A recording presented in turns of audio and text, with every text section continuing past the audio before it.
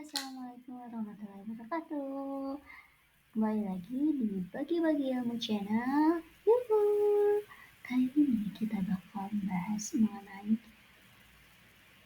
materi kelas 7 masih IPS di tema 4. Tapi bedanya mungkin tema 4 ini ada yang ditaruh oleh Bapak Ibu Guru di semester 1, ada juga yang di semester 2. Nah, tema 4 kali ini berjudul Pemberdayaan Masyarakat.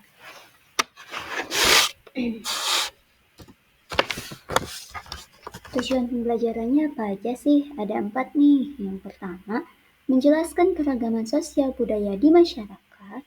Kedua, menguraikan permasalahan dalam kehidupan sosial budaya. Ketiga, mengidentifikasi pemberdayaan masyarakat. Keempat, menganalisis peranan komunitas kehidupan masyarakat. Nah, untuk pertemuan yang sekarang, saya akan menjelaskan mengenai poin yang pertama saja, mengenai menjelaskan keragaman sosial budaya di masyarakat. Seperti itu. Keragaman sosial budaya. Keragaman sosial budaya. Kita cermati kata-katanya dengan baik. Nah, keragaman otomatis di sini adalah banyak ya. Nah, seperti yang kita tahu, Indonesia itu banyak sekali yang namanya terdiri dari bermacam-macam seperti suku, bahasa, agama, adat istiadat, seni, dan lain-lain. Untuk suku sendiri, baik. Keberagaman sosial budaya di Indonesia merupakan anugerah yang harus disyukuri dan dilestarikan sebagai identitas bangsa. Berdasarkan sensus penduduk tahun 2020, keseluruhan suku bangsa Indonesia terdapat di Indonesia mencapai 1.340 suku bangsa. Dari 6.000 bahasa etnik di dunia, 1.200 diantaranya ditemukan di Indonesia. 33 dari 1.200 bahasa yaitu bahasa Papua. Sisanya bahasa tersebut tersebar di ribuan pulau di Indonesia. Jadi sebenarnya Indonesia ini kaya akan hal sosial budayanya. Kenapa bisa dikatakan seperti itu? Bahkan kata-kata Bhinneka Tunggal Ika pun sebagai rakyat Indonesia seharusnya kita itu bisa saling menghargai satu sama lain. Perbedaan bukan dijadikan untuk perpecahan, tapi malahan perbedaan itu bisa menjadikan kita bersatu, yaitu Indonesia. Jadi, kalau misalnya ada seorang yang bilang bahwa Indonesia kayak gini terpecah belah, salah. Dia berarti tidak memahami konsep keragaman sosial budaya dan Bhinneka Tunggal Ika itu sendiri. Jadi selama kita masih berpegang teguh pada Bhinneka Tunggal Ika, saling menghargai, saling menghormati, itu tidak ada yang salah. Seperti itu ya. Pengaruh faktor geografis terhadap keragaman sosial budaya. Ternyata faktor ini mempengaruhi banyaknya sosial budaya di Indonesia. Yang pertama, ada pengaruh isolasi geografis terhadap keragaman budaya. Maksudnya gimana? Dapat menyebabkan suatu kelompok masyarakat mempertahankan tradisi dan nilai-nilai budaya mereka tanpa banyak pengaruh dari luar. Nih, contohnya ini adalah gambar rumah Mot Ake Aksa dari Papua Barat. Di mana rumah ini kenapa bahannya berdasarkan dari jerami agar ruangannya hangat. Kedua, kenapa ada tangganya tidak langsung menepak ke tanah ya. Ada tangganya dulu. Karena itu melindungi penghuninya dari serangan hewan buas. Jadi makanya ada tangga. Kalau ada binatang buas, otomatis dia tidak akan bisa menaiki tangga, akan sulit. Seperti itu. Tradisi ini dipertahankan. Kenapa?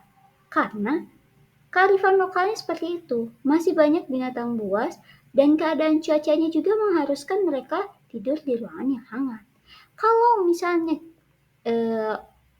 di daerah Papua Barat ini mengadaptasi rumah yang memang langsung ke tanah dan keadaan lingkungan sekitarnya masih hutan, otomatis di situ akan banyak binatang buas yang akan membahayakan dirinya sendiri seperti itu.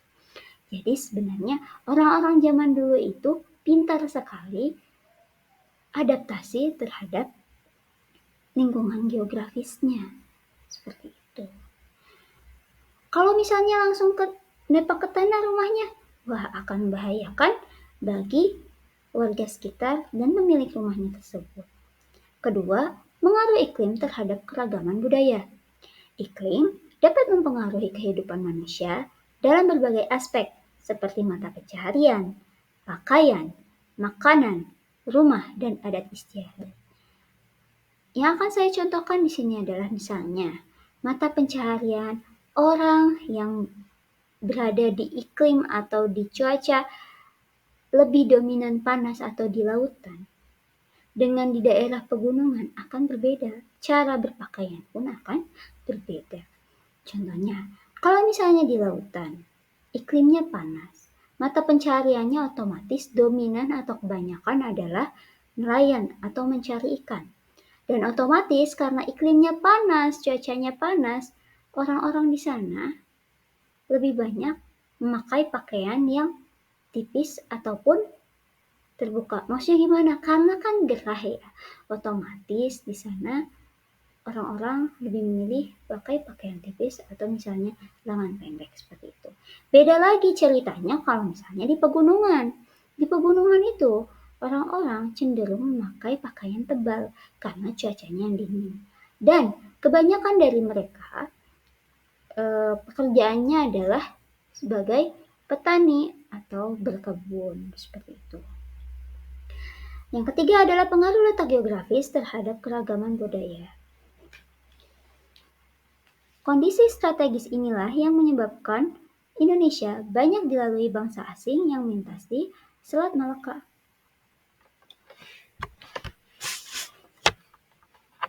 Banyaknya bangsa asing yang bertemu dengan penduduk Nusantara meningkatkan peluang terjadinya pertukaran kebudayaan secara tidak langsung.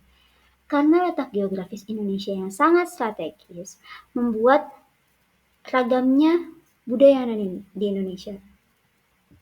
Ini salah satu contohnya. Adalah batik Megamendung, yang merupakan batik khas Cirebon yang memperlihatkan terjadinya akulturasi budaya di Cirebon. Warna merah dan biru yang digunakan dalam batik Megamendung merupakan warna yang sering digunakan pada kain sutra Tiongkok.